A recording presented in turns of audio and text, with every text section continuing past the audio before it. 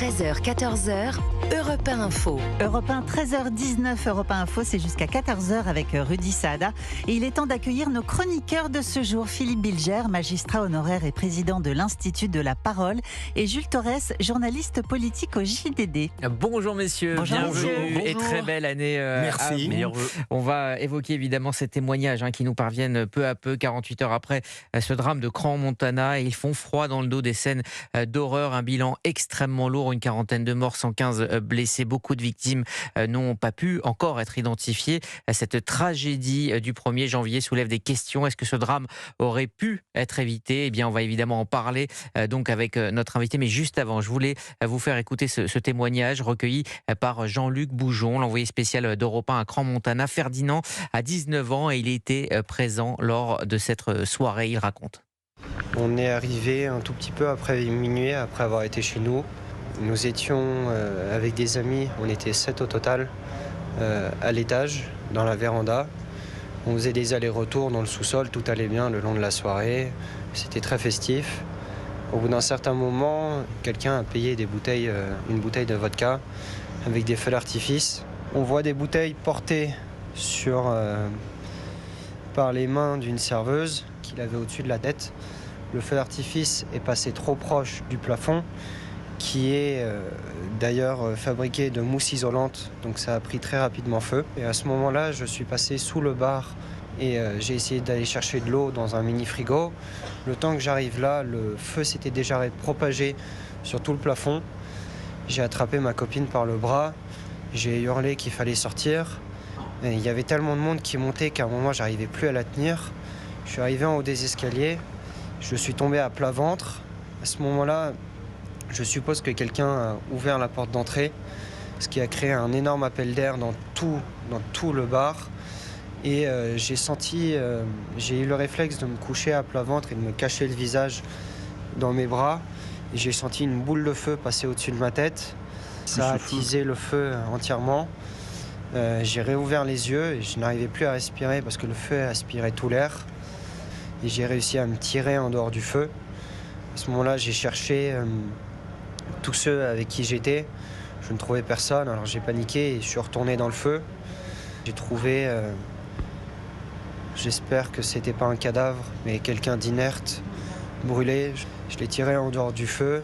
Les pompiers l'ont pris en charge. À ce moment-là, je suis retourné dans le feu parce que je ne trouvais toujours pas les personnes avec qui j'étais. Je suis ressorti parce que je n'arrivais plus à respirer et je ne voyais rien à cause de la fumée.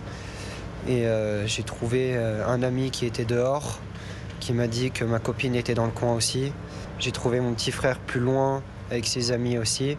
Et les 7, on est tous en vie. Ils sont aujourd'hui à l'hôpital. Ils sont brûlés au visage, aux bras et aux mains. Mon petit frère est à l'hôpital. Il a été transféré à Lyon dans la partie des grands brûlés. Il est brûlé à 40%. Les bras, les jambes, les mains, le visage, le dos. Voilà, ils sont tous à peu près dans cet état-là. Mon petit frère est dans le pire des états. Il est inconscient, il est dans un coma artificiel. Et je suis le seul assez intact, avec juste une légère brûlure dans la nuque. Voilà donc pour ce témoignage absolument terrifiant de Ferdinand, 19 ans, présent lors de cette soirée, lors de ce drame. On accueille Thierry Fontaine, le président de l'UMI-Nuit, le syndicat des professionnels de la nuit. Bonjour. Bonjour. Merci d'être avec nous. Alors Ferdinand parle d'engins pyrotechniques embrasés, un plafond recouvert d'une mousse anti-bruit. Une mousse anti-bruit, on le sait, extrêmement inflammable. Comment cela est possible dans un établissement de nuit ? C'est pas possible. Dans un établissement de nuit, dans une discothèque en France, jamais un pompier aurait laissé passer ça. J'imagine parfaitement qu'en Suisse non plus. On connaît le pouvoir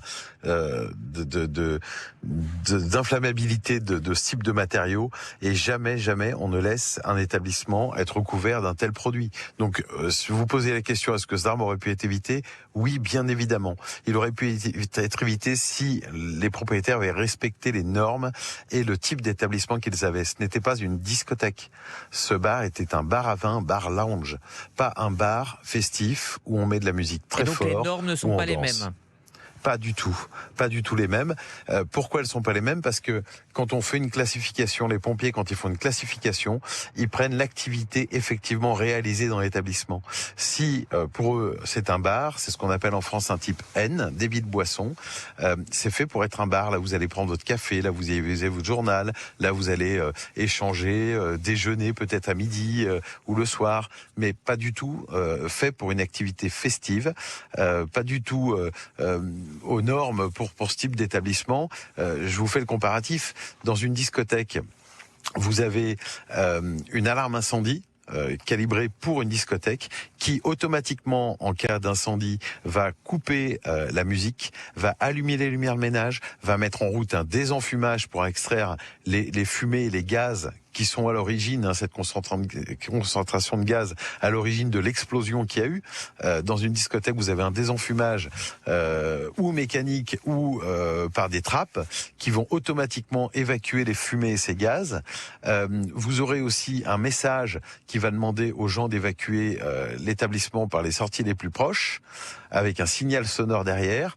Vous aurez un nombre d'issues de secours calibré en fonction du nombre de personnes accueillies. Par exemple, vous n'avez pas le droit d'avoir dans une discothèque une pièce avec plus de 19 personnes dedans sans avoir le choix entre 2 issues de secours. Là, il y avait une issue de secours qui était un escalier. Alors, visiblement. Le cas de bar festif qui, quelquefois dans l'année, ouvre une piste de danse, est-ce que cela est assez commun ?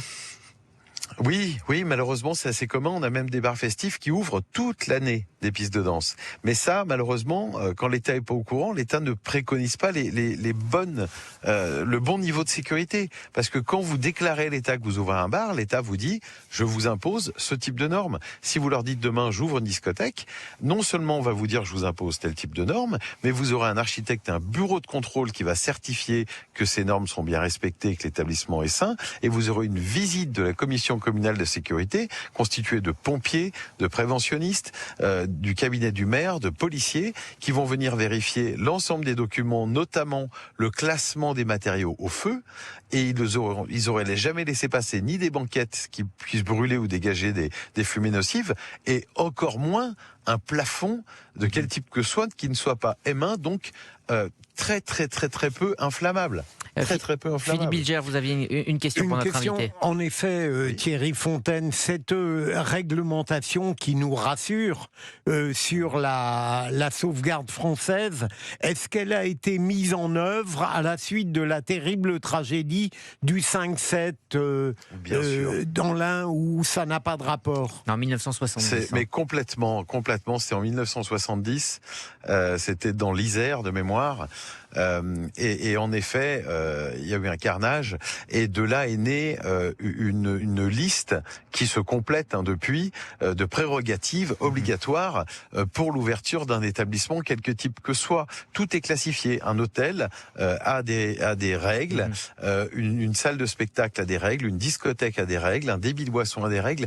Tout est classifié, même les lieux en plein air. Merci. On ne peut pas accueillir en France du public sans ces règles. Et en effet, le 5-7, il faut s'en souvenir parce que c'était un drame. Et là, aujourd'hui, on est au même niveau sur le continent. Je crois que rien n'était arrivé d'aussi grave depuis le 5-7. Il y avait eu à l'époque 148 personnes décédées. Merci Thierry Fontaine, le président de l'UMI Nuit, pour ces explications. Donc le syndicat des professionnels de la nuit. Merci de nous avoir éclairé sur Europe 1. On continuera de parler de cette nuit de la Saint-Sylvestre sur Europe 1 dans un instant. On va évoquer le bilan officiel des violences en France. 1173 véhicules incendiés, 500 interpellations au minimum. Des chiffres en hausse par rapport à l'année dernière. Laurent Nunez concède un bilan en demi-teinte. On en parle dans un instant.